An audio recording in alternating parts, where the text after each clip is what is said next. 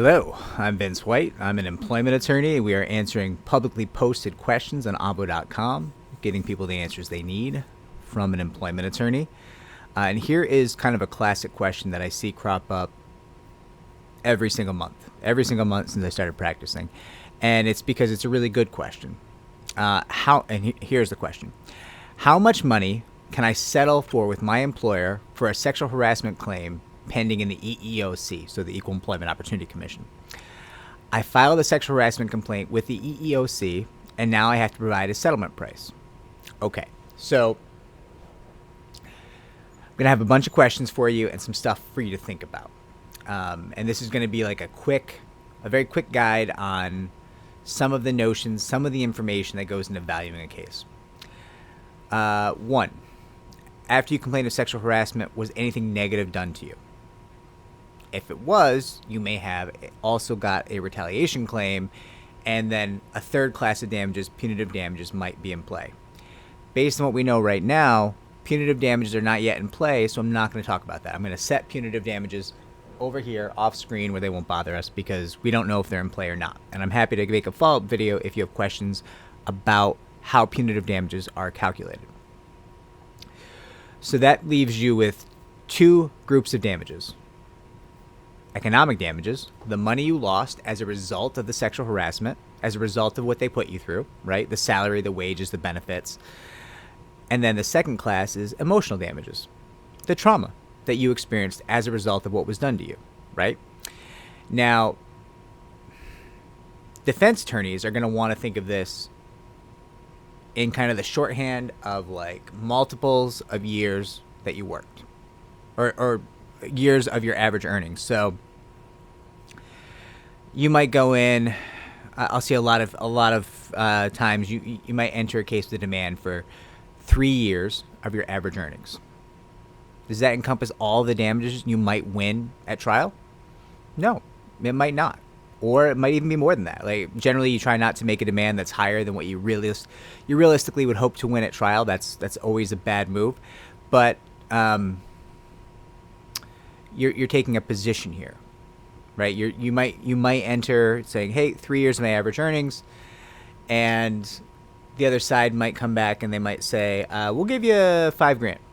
Or 1 month or 2 months of average earnings, something like that, right? And then that's kind of the language that most defense firms are going to talk in, right? They're going to talk about months and years of your earnings. That may not be a language that you find fills your emotional cup. And I'm not making a joke about it. I'm just saying like it might not make you feel good. It probably won't, because to my mind, it's putting a price tag on your trauma, and that's always going to feel bad. It's going to feel petty. It's going to feel cold, ruthless, and there's a really good chance that you are going to feel like this system is set up in a disgusting way. And you're not wrong. You're not wrong. I just don't think anyone's invented a better system yet to make people whole for workplace sexual harassment. So someday they might invent a system that really makes people feel whole again. That person will, I hope, win a Nobel Prize in their field, right? I mean, that would be amazing if they could do that. For now, this is what we've got, and it's working better than what we had before, so we're going to stick with it for a little while until we figure out something better. So you've got the idea of working in the multiples of your years of earnings. You got to look at things like, what are your job prospects? Are you still working there? How much have you lost in terms of wages? Did they fire you? Right? For your emotional damages, there's going to be factors like, are you treating with a mental health expert? Right? Are you having physical symptoms of anxiety or trauma or depression? Right? That results specifically from what you experienced in the sexual harassment issue. So these are all things to think about. We're not going to be able to value your case because we don't know anything about your case. For all I know, your sexual harassment could have been horrible, maybe a forcible touching, a sexual assault. I mean, you could be attacked. You could be living in fear. There's so many horrible things that could happen. Or it could be some creep who gives you the double guns and winks at you every time you come in, and then he didn't give you a promotion, right? To my mind, all of that, all of those, that entire spectrum that we just went over, that's all sexual harassment, right? The guy who's hitting on you with the winks and the guns and the whatever comments, he's a bad guy too. He's not as bad as somebody who tried to touch you or tried to assault you, or, you know, I mean, it's splitting hairs. Bad is bad. But there's degrees of bad, and degrees of bad are going to be tied to often degrees of valuation as well, right? And so we don't know enough about your case. We don't know what you're earning. We don't know if you're treating. We don't know what you want, right? So one of the last things to think about when you're valuing a case is, am I willing to take this to trial? That's a big deal, because when you're in the EEOC, your case is kind of on the down low. It's unlikely your name is going to show up on Google. It's unlikely that the newspapers are going to get a hold of your case. It's unlikely that you're going to be out there. And being out there is a very brave thing to do, because it changes your life forever. It does. You're standing up, you're fighting, you're doing an amazing thing for society and for yourself, but it can change your life forever. So you need to think about, well, would I take this all the way? Or do I want to get settled now, right? The other thing to think about is, it sounds like if you're asking this question, you may not have an attorney yet. Okay? Some people are much better off with an attorney. I would say overwhelmingly, maybe 95% of people are way better off with an attorney on these cases. You could very well be part of the 5% that's very savvy and can do this themselves.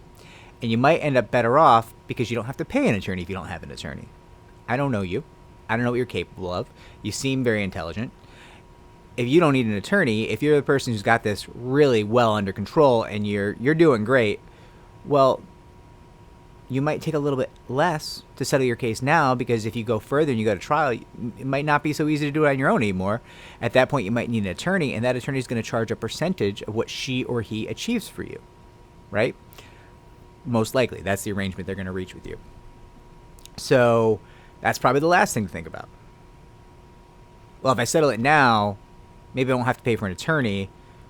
And you might price things a little bit cheaper. You might make a slightly lower demand in the interest of getting things settled without having to hire an attorney, or without having to go to trial, without having to risk filing on a public docket where your name is out there. And I know this is the most general information. It kind of has to be, because I don't know enough about your case, right? We don't have the details, and generally speaking, evaluation is going to be a process that takes hours. You're going to be sitting down with your attorney, working on this. There's going to be a lot of calculations. There's going to be a lot of thought, a lot of back and forth, a lot of conversation, a little bit of debate, and then you're going to arrive at the number that you think is the best strategy for maximizing what you go home with, and also that you emotionally can live with. Those are two very different factors, right? I've had a lot of clients who couldn't emotionally live with a penny under $30 million. Thing is, no chance of them getting $30 million, right? So they might make a demand in a given case, hypothetically, of $500,000. Well, they don't feel great about that emotionally, but they do admit that's the best idea in terms of maxing what they're actually going to get from the case, what the case is actually worth, right? Every case is different. This is just a hypothetical. I'm just saying you have to balance, the strategy of it all, getting the most you can, versus what feels right for you, because you're the one who went through this, right?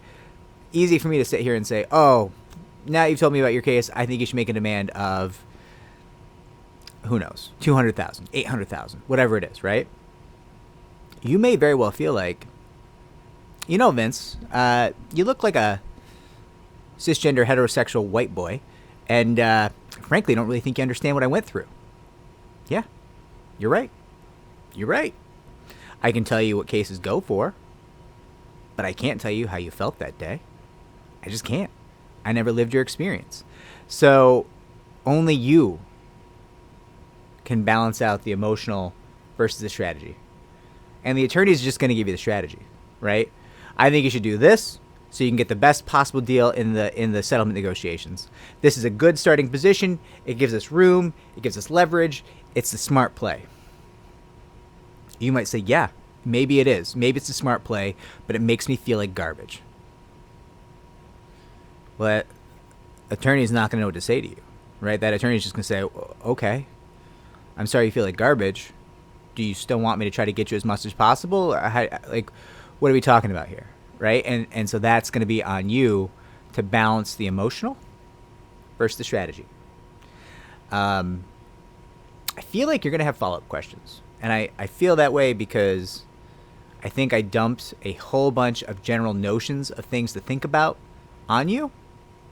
And I hope it was helpful. But I feel like it was probably just the first wave of help. And there might be follow-up. And I am going to track the questions or the comments on this video down below to try to make myself available and to help get you to some kind of resolution. Okay? If you did find this helpful, it's always great if you can if you can subscribe, or maybe even comment below. It really helps me to help more people just like you. But of course, you owe me nothing, and I'm sorry. I'm sorry that you're in this position. I'm sorry you've been sexually harassed and that you have to deal with all this. But I hope you get them, and I hope you get paid. Good luck.